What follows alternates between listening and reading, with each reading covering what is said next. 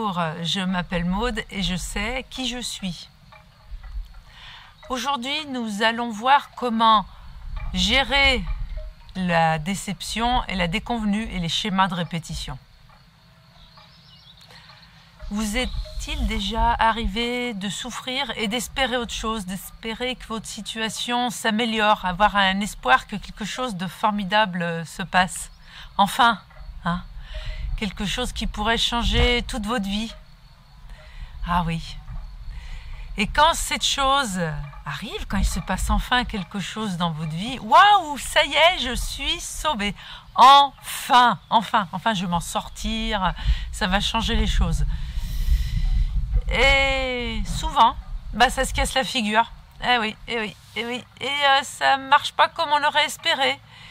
Et finalement, je me retrouve encore dans la même situation. Je peux vivre du rejet, de l'abandon, de la trahison, et ça reprend tout le temps. Purée, j'ai vraiment l'impression de tourner en rond. Alors, ce qui fait que je me retrouve finalement, si on peut faire la synthèse de ça, avec une période où j'ai vraiment idéalisé les choses, et une période où ça redescend. L'ego me dit que j'ai été nulle, que j'aurais pas dû y croire, que j'aurais dû faire autrement, etc. Vous voyez, et là, finalement, je m'en sortirai jamais. Et j'arrive à la résignation. Donc on est dans l'oscillation entre les extrêmes, entre idéalisation et résignation. Et dans les deux cas, je ne suis pas dans vraiment le juste, puisque le juste, c'est au milieu, c'est le discernement et la pertinence et l'écoute de moi. Donc, à force de vivre ces situations, je vais peut-être me rendre compte qu'il y a quelque chose qui ne va pas et petit à petit me recentrer. Parce que j'en ai marre d'être déçue. Pouvez-vous vous dire, je ne veux plus reproduire tout le temps les mêmes situations. Oui. Donc, il va falloir que ça bouge. Il va falloir que ça bouge, que je trouve des moyens pour m'en sortir. Et oui, alors je vous ai fait ce schéma pour vous expliquer un peu les étapes par lesquelles il faut passer et c'est pas négociable. Alors, au milieu des cercles, vous pouvez voir, évidemment, on va retrouver trauma et choc. Et tant que les traumas et les chocs ne sont pas vus, réglés, guéris, on va être là, effectivement, dans des schémas de répétition. Et on se demande pourquoi. Donc, on est obligé d'investiguer au fond. Pour les autres cercles qui sont autour, ça peut osciller. Ce n'est pas forcément une étape après l'autre. Simplement, c'est pour vous montrer quand même cet effet pelure d'oignon dont on parle souvent. Donc, on va voir tout ce qui est blessures psychologiques et affectives. Alors ça, c'est obligé. Puis sinon, c'est les blessures qui commandent, elles aussi. Les mémoires liées à l'atavisme, au transgénérationnel, et puis les programmes globaux posés sur l'humanité, voire même bien sûr l'occulte, puisqu'il y a tout ce qui est dans les plans subtils, on est bien programmé comme des machines sur un certain plan. Et cela crée effectivement des croyances. On y croit, on est persuadé que ça ne peut pas être autrement et on se fait tout un tas de croyances dans notre vie qu'il faut vraiment dénouer, détricoter, sinon c'est les croyances qui créent notre vie. Et les décrets, par la même occasion, c'est des choses que l'on pose en étant enfant et qui sont comme des échafaudages intérieurs, complètement faux, mais qui nous aident à tenir. Donc détricoter tout ça. Donc je vous ai donné un aperçu de tout ce qu'il faut visiter et... une chose par une chose.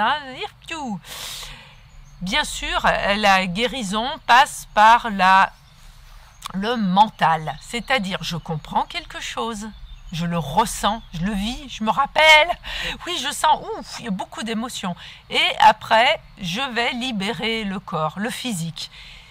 Aucune libération, aucune guérison ne peut passer simplement par un seul plan. Tous les trois plans sont touchés puisque, il y a plein d'oiseaux, puisque mes trois corps, c'est un corps mental, un corps vital, donc les émotions, et le corps physique et son énergie. Je ne peux pas être traité petit bout par petit bout. Et bien sûr, quand il se passe quelque chose, tant au niveau du mental, du niveau de l'émotionnel ou du physique, quand il y a un désagrément, je m'en sers comme information. C'est une information pour avancer. Mon âme crée des situations pour me faire évoluer. Là non plus, ce n'est pas quelque chose en moi qui est malveillant et qui me fait du mal. Simplement, comme on dit, 100 fois sur le métier, remettez l'ouvrage. Et oui, c'est ça l'artisanat. Je suis mon chef-d'œuvre. Voilà, je suis une œuvre d'art. Et je peaufine, je peaufine, je peaufine. Donc pour cela, j'ai besoin de clés, d'outils. Vraiment d'avoir une bonne trousse. Et ça, c'est mon boulot de vous transmettre des clés, des outils, des points de discernement afin que vous deveniez de plus en plus autonome. Et oui, après, vous savez faire et vous sortez du schéma de victime. Oh là là, mais qu'est-ce que j'ai fait? Il y a quelque chose qui m'en veut, c'est pas possible. Ah, créatrice, créateur, ça change tout. Logiquement, la confiance en vous augmente. Voilà, elle vient, ça fait du bien. Et il y a des moments de mou. On ne va pas dire que ah, ça y est, ça monte comme ça. Non, non, non. Il y a des moments de mou, mais simplement ils sont peut-être au bout d'un temps moins fréquents et moins profond, le désastre, l'horreur, l'épouvantable.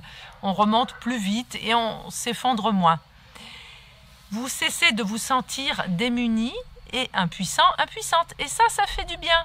Ah oui, oui, tiens. Je commence à comprendre un peu, à voir le mode d'emploi, de savoir comment je fonctionne et ce qui est pertinent. Et oui, et puis ça s'affine tous les jours, hein, vraiment. Il n'y a pas de problème sans solution. Oui, oui, oui. Car c'est maintenant qu'on bouge, hein, c'est pas plus tard. Non, c'est maintenant. Là, voilà, il y a un problème, je le traite, je regarde, je fais de mon mieux au jour le jour.